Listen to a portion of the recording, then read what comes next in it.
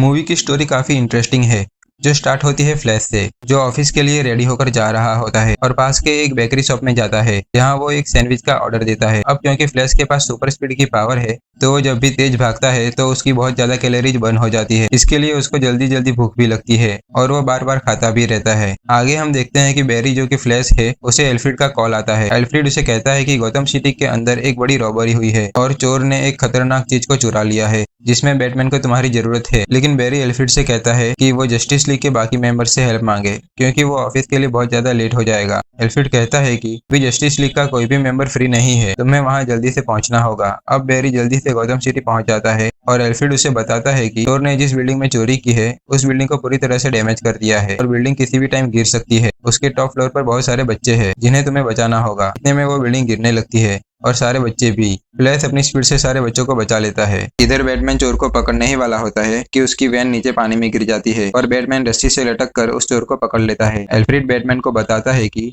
उस चोर के हाथ में जो सूटकेस है, उसमें बहुत ही खतरनाक पॉइजन है। अगर वो पानी में गिर गया तो एक दिन के अंदर ही पूरा गौतम शहर खत्म हो जाएगा और बैटमैन की रस्सी का सिस्टम खराब हो जाता है। वो रस्सी अब उसे ऊपर नहीं खींच पा रही थी और तभी वहां वंडर वुमन आ जाती है और दोनों को बचा लेती है। बैरी वापस आता है और उसे उसकी फ्रेंड आयरिस बेस मिलती है, जो जर्नलिस्ट होती है और बैरी को उसके डैड के बारे में पूछती है, जो बैरी की मॉम के मर्डर के केस में जेल में थे। बैरी गुस्से में वहां से चला जाता है। घर आकर बैरी उसके डैड से फोन पर बात करता है कि उसके पास उस दिन की वीडियो क्लिप है जिस दिन मॉम का मर्डर हुआ था और आप बेकरी शॉप में थे और आप ऊपर कैमरे में नहीं देख रहे हो और कल आपकी सुनवाई भी है और अब मैं क्या करूं। इस पर बैरी के डैड उसे कहते हैं कि सब भूल जाओ और मुझ पर अपना टाइम वेस्ट मत करो और अपनी जिंदगी में आगे बढ़ो। बैरी वापस अपने पुराने घर में जाता है जहाँ ये सब कुछ हुआ था। वो इमोशनल होकर उस दिन को याद करता है जिस दिन उसकी मॉम का मर्डर हुआ था।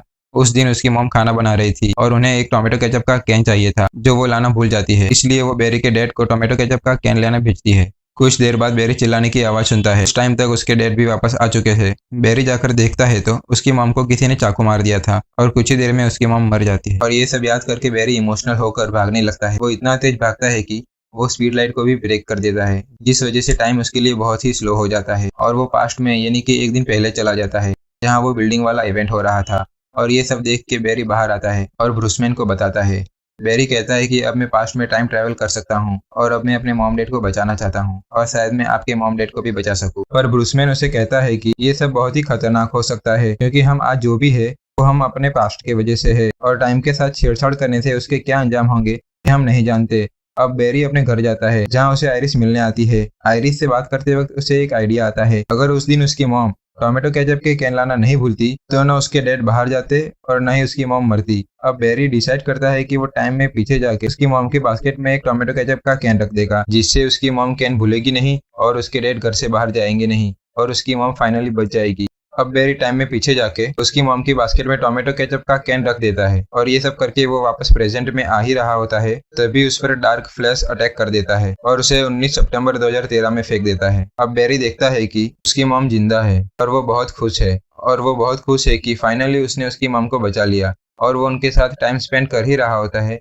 तभी वो देखता है कि उस टाइमलाइन का बैरी, जो अभी 18 साल का है, बाहर से घर की तरफ आ रहा है। अब बैरी 1 बैरी 2 को मिलता है और उसे बताता है कि मैं फ्यूचर से आया हूँ, पर बैरी 1 ये नहीं बताता कि वो क्यों आया है। अब यहाँ बैरी को पता चलता है कि आज सितंबर 29 है, ये तो वही दिन है जिस दिन उसे पावर्स मिली थी। वो रियलाइज करता है अगर आज के दिन बैरी 2 को पावर्स नहीं मिली तो उसके फ्यूचर वर्जन को यानी कि उसको खुद को भी पावर्स नहीं मिलेगी, तो कैसे भी करके बैरी 2 को उसे पावर्स दिलानी होगी। तो अब बैरी 1 बैरी 2 को उस लैब में ले जाता है जहाँ उसे पावर्स मिली थी। लेकिन अब जो लाइटनिंग गिरती है वो बैरी 1 से होकर बैरी 2 पर पड़ती है और इस वजह से बैरी 2 को तो पावर्स मिल जाती है, लेकिन बैरी 1 की पावर्स चली जाती है। अब बैरी 1 और भी ज्यादा फंस जाता है, क्योंकि बिना पावर्स के वो वापस प्रेजेंट में नहीं आ सकता था। तभी वो न्यूज में देखता है कि उस टाइमलाइन में जनरल जोड वहां पर आ चुका है, इसलिए अब वो जस्टिस लीग के बारे में पता करता है। लेकिन उस टाइमलाइन में जस्टिस लीग का मेंबर एग्जिस्ट नहीं करता था। वो और भी ज्यादा परेशान हो जाता है, बट फाइनली उसे बैटमैन के बारे में पता चलता है। अब दोनों बैरी उस टाइमलाइन के ब्रूस वेन के घर जाते हैं, जहां उन्हें मिलता है माइकल क्रीटन का ब्रूस वेन, जो अब काफी बूढ़ा हो गया है। बैरी उसे पूरी बात बताता है, लेकिन ब्रूस वेन उसे हेल्प करने से मना कर देता है। ये सब सुनकर बैरी चुपचाप बैटकैब में घुस जाता है, जहां वो सुपरमैन के बारे में पता करने लगता है।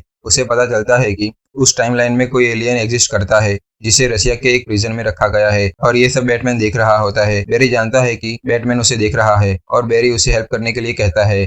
बैटमैन फाइनली कहता है कि वो उसकी हेल्प करने के लिए तैयार है। अब ये तीनों रसिया जाते हैं, वहाँ लड़ते हैं और जैसे तैसे उस प्रिजन तक पहुँचते हैं और वहाँ उन्हें पता चलता है कि वो सुपरमैन है ही नहीं, ये तो एक लड़की है और बैरी उसे भी वहाँ से बचा लेता है। एक्चुअली में वो सुपर गर्ल होती है। बाहर आकर सुपर गर्ल पर जब सनलाइट गिरती है तो उसकी पावर इंक्रीज हो जाती है और वो वहाँ के सारे गार्ड्स को मार देती है और बाद में बेहोश हो जाती है। अब बैरी और बैटमैन उसे विन माइनर में लेकर आते हैं। अब वहाँ वो सुपर गर्ल से बात करते हैं, पर वो उनसे कहती है कि मैं ह्यूमैनिटी की हेल्प नहीं करूंगी क्योंकि ह्यूमैनिटी ने उसे बहुत सालों तक कैद करके रखा हुआ था। और ये सब कहकर वो वहाँ से चली जाती है। इतने में जनरल जॉर्ड अर्थ पर हमला कर देता है और अर्थ को तबाह करने लगता है। सुपर गर्ल उसे देखती है और रियलाइज करती है कि ये तो पूरी अर्थ को तबाह कर देगा। फाइनली वो उनकी हेल्प करने का डिसाइड करती है। इधर बैरी वन डिसाइड करता है कि उसे अपनी पावर्स वापस चाहिए, तो वो बैटमैन के साथ मिलकर फिर से अपने ऊपर लाइटनिंग करवाता है, बट वो पूरी तरह जल जाता है। वो ऑलमोस्ट मरने ही वाला होता है, तभी वहाँ सुपर गर्ल आ जाती है। वो बैरी वन को ऊपर ले जाती है, जहाँ एक और लाइटनिंग के साथ बैरी वन को उसकी पावर्स वापस मिल जाती है। और अब बैरी वन बैरी टू से अपना सूट वापस ले लेता है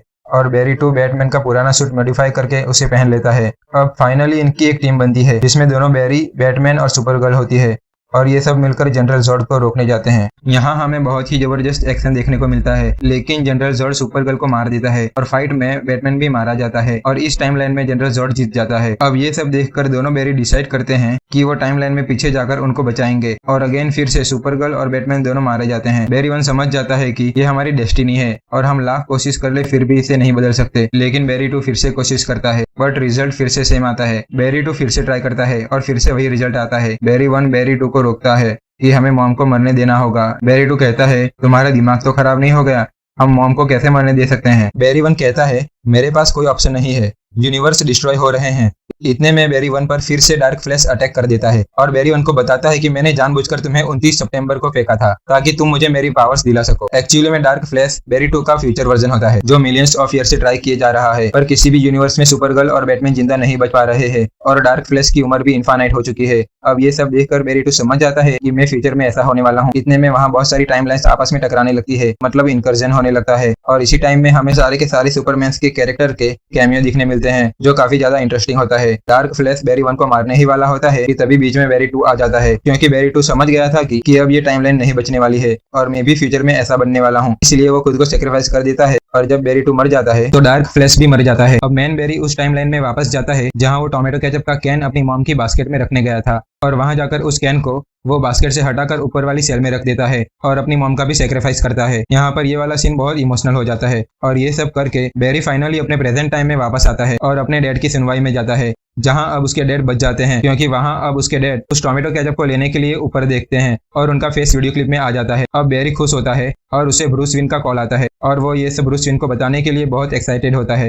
जब वहां ब्रूस विन आता है तो बैरी शॉक हो जाता है क्योंकि वहां ब्रूस विन चेंज हो चुका था। अब ये सब इसलिए होता है क्योंकि बैरी ने वो टोमेटो केचप का कैन ऊपर वाली सेल में रख दिया था, जिस वजह से बैरी अब एक नई टाइमलाइन में आ जाता है क्योंकि मेन टाइमलाइन की वीडियो क्लिप में उसके डैड को बचा पाना इम्पॉसिबल था, पर यहाँ उसके डैड बच जाते हैं और वो एक नई टाइमलाइन में आ जाता है और यहाँ ये मूवी एंड हो जाती है।